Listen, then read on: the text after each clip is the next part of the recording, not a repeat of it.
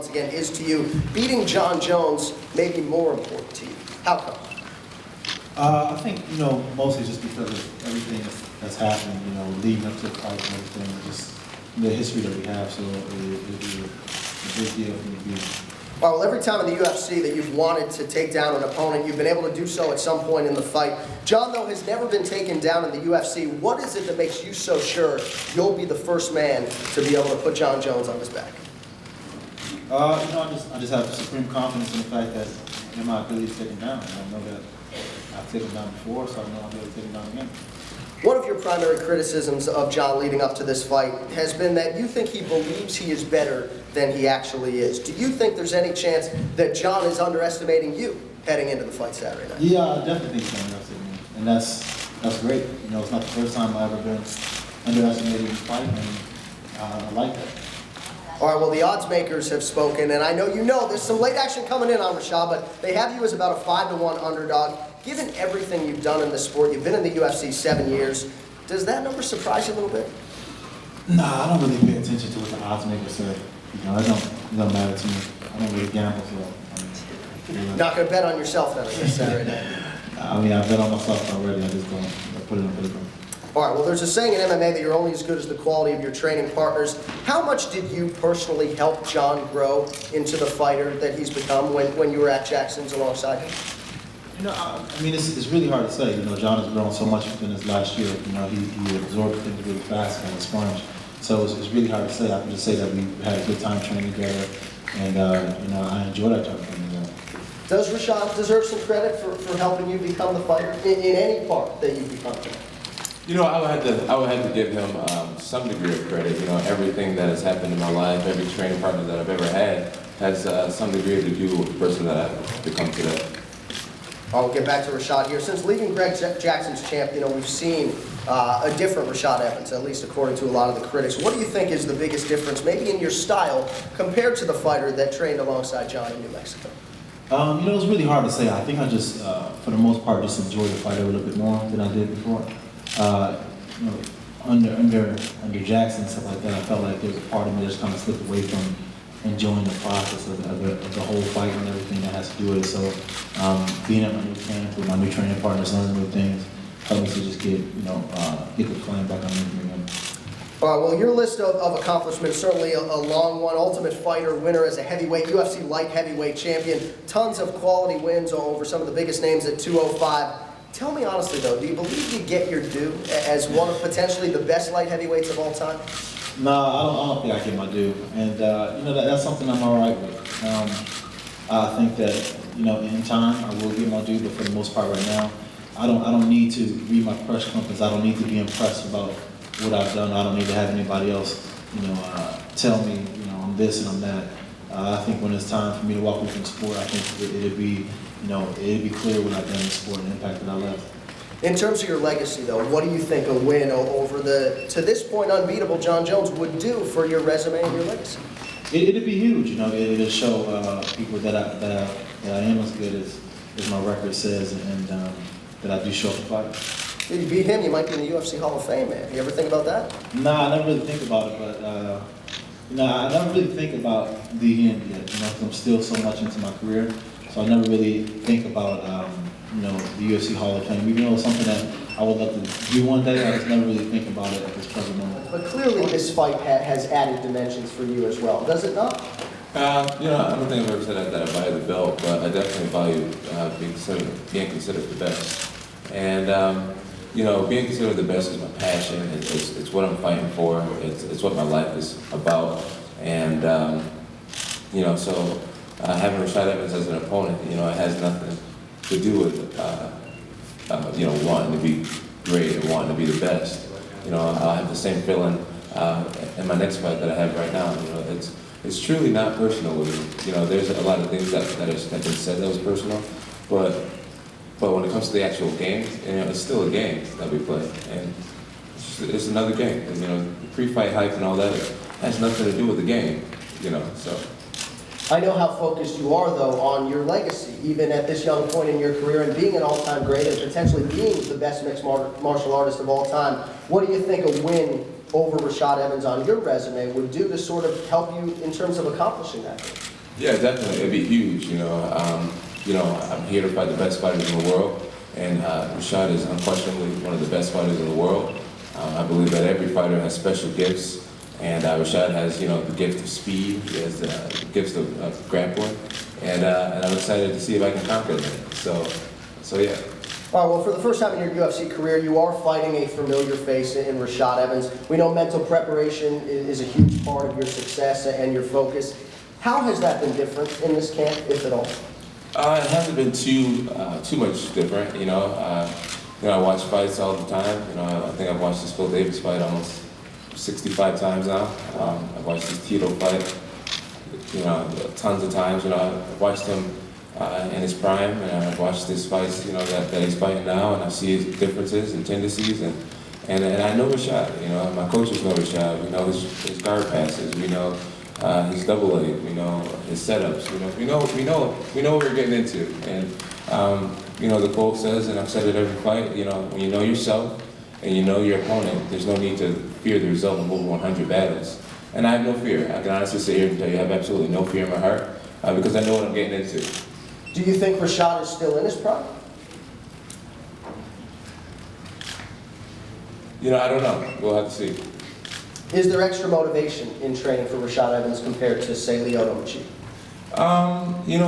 Every fight that I go into, I'm extremely motivated. I want to, I know that I can lose. I know I can be defeated, and I want to make those odds extremely low. So I'm extremely motivated for every fight. I mean, you can honestly put me against a UFC newcomer, and I would have the hardest training camp of my life. So motivation is not a factor with me. All right, there's been some commentary, written and spoken, about Rashad 2.0, an improved, more dangerous fighter in the 2 fights since his extended layoff after the injury. Do you think Rashad is a different, improved fighter than the one you sparred with a year or so ago? I can't necessarily say improved, but I would say different. There's things that he does differently that he didn't do before. I think there's a lot of things that he got away from that he used to do well when he was training with Winklejohn and Greg Jackson. But yeah, the whole 2.0 thing, the biggest difference that I saw was that he had a real nice six-pack for that Tito fight. So I was like, wow, he's either he found a great supplement or he has a new trainer that really pushed his body to a different level. But outside of that, when it came to the actual tactics, I saw things that he didn't do as well that he used to. Yeah, it has felt very long, and it's been frustrating at times. I'm not gonna lie.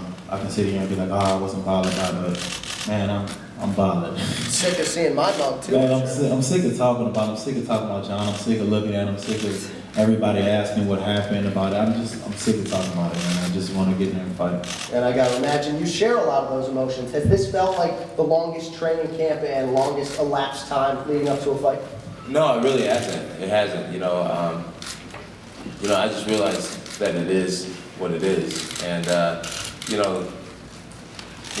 just feel with everything that's said and every video I can find and everything, I just get more familiarized, even more than what I have been, and I'm enjoying the process. And like I said, this is only my 3rd year in the UFC, and none of this stuff is old for me. I mean, look at this new setup. This is all very new for me. So, no, I'm not sick of it. It is what it is. All right, now it's time to get. Have you made peace with that? Both. Going into other fights that I've had, I've made it a mental note to not be taken down. You know what I mean? Rashad is someone who takes down everybody. I'm a person who hasn't been taken down by anybody. So why should I mentally feel inferior and start to give him an edge mentally? So I believe in my heart that, like Lyoto, I might not be taken down at all. I might not even get to that point. But at the same time, to answer the second part of the question, I have become totally confident, prepared for being on my back. I think a lot of people don't realize that I'm a complete mixed martial artist, and because you haven't seen me and my back in a fight doesn't mean that I don't train every aspect as seriously as any other aspect. I'm not going to sit here and disrespect Rashad and call him a whiner. But at the same time, knowing the coaches and knowing the situation, there's not much sympathy that could be had. Coach Winklejohn is a guy who cool. He just is what he is. That's him. You know what I mean? And you know, for him not to call Rashad after the fight, and for that being the reason why Rashad now hates him or whatever he feels, you know, it's just not really. It's not concrete. You know, you could have. I feel like Rashad could have texted Wink and said, you know, hey Wink, you know, I'm hurting, man. Could you call me or just shoot me? Hey, let's talk. You know, I know Wink, and that's just not Wink to call somebody after a fight. So, you know, I think coaches now need to, you know, realize the type of athlete that they have and make sure they don't make the same mistakes. I know, at least in the case of Greg Jackson, he did publicly apologize, you know, for mishandling the situation with you two, right? I mean, did that ring true with you at all? With what, with Greg? Yeah. I mean, he did at least acknowledge that maybe he could have handled things better when he had the two of you and it sort of came to a head.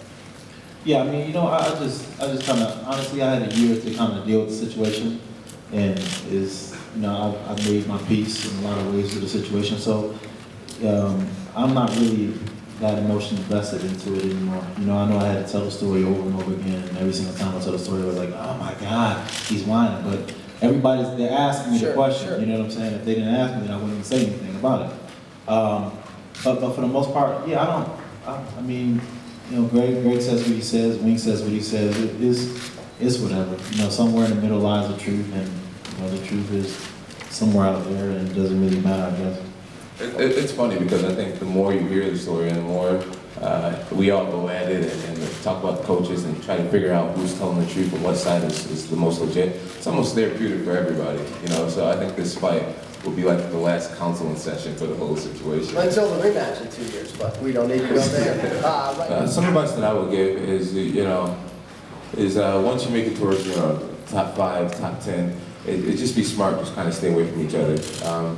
You know, I think Rashad's analogy was perfect. I think I heard him say something like, it's like you're in a triangle, you know, and when you guys are at the bottom of that triangle, there's lots of room. There's lots of fish to swim around. And as you get closer to the top, the fish get bigger and bigger to the point where there's 5 sharks just lingering, and you can't play games like that. So, you know, kind of stay away from sharks. You know, there's a lot of different ways I feel about that. You know, the first thing is that, you know, some people, they get upset when they hear that, and they get upset at me. I think people don't realize that I'm not saying that. You know, the people are saying that, the fans are saying that, and the media is saying that. So, you know, that's the first thing I wanted to clear up is that, you know, quote me, you know, if somebody can tweet me when they ever saw me saying that I'm Muhammad Ali or I'm Michael Jordan. You know, what I do, and I'm a fan of great people. I'm a fan of Michael Jackson because he was so brilliant. I'm a fan of Muhammad Ali. I'm a fan of Bruce Lee. I'm a fan of Michael Jordan. I'm a fan of Kobe Bryant. I'm a fan of great athletes, and I study these guys, and I try to see what makes them them. And I realize that, you know, all these guys have sickening work ethic. They have supreme confidence, and they're very mental. Everything's mental with them. So, you know, when I hear these comparisons, it inspires me. It drives me to believe that if it doesn't come true, because so many great people say these, like Dana White, you know, his word is credible. Anderson Silva, you know, when credible sources give me these compliments, it makes me think this way, you know, if it doesn't come true, it can only be me who messed it up. It can only be me who messed it up. So I have to work extremely hard, and I have to continue to believe and make bold statements and be the person that I am, despite how many people don't like it. So yeah, it's just it's a beautiful thing, and I'm working towards making it reality. To follow up on that just a little bit, there's been a lot of great athletes who maybe haven't been that transcendent star. What do you think the difference is between being a successful athlete and being one who crosses over and goes into the mainstream and gets the major brands endorsing them and has the appeal that is beyond just the sport itself? I think it's a lot of things. Obviously, it's kind of baloney coming out of me because I'm not a mainstream athlete right now. I'm not a global star. But I think a lot of things come into factor. I think it takes being an individual that won't embarrass their company. I think it takes an individual with a certain degree of leadership qualities. I think it's for someone who's not afraid to be themselves and to make bold statements. I think it takes a level of charisma. And the most important thing is to be a winner. You know, companies don't sponsor guys who aren't winners. They want to sponsor winners. So I'm striving to be all these things, you know. And yeah, I think I'm on the right track. I obviously have a lot of learning to do. I have a lot of flaws. I'm the person that, you know, the person that I am in my athletic career. I do a lot of things wrong.